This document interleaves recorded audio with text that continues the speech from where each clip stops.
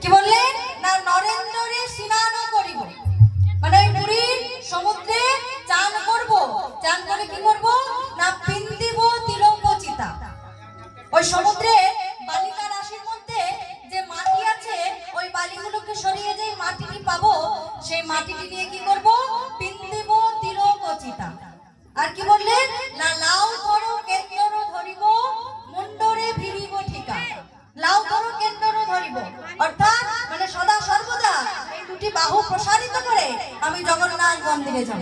আর কি করব সরধা বালির সিংহদুয়ার তো সরধা বালির সরধা বালির সিংহদুয়ার তো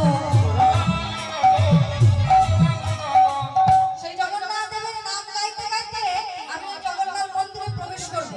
আর ওই জগন্নাথ মন্দিরে গিয়ে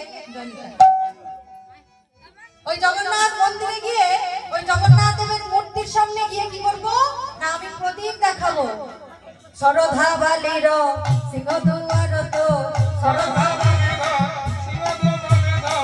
জাতিব দীপক চূড়া। এই কাজগুলো আমি করব। তারপরেও জগন্নাথ তুমি যদি আমায় কৃপা না করো তবু কিন্তু আমি চলে যাব না। তবু তুমি মোর অঠরে কানরে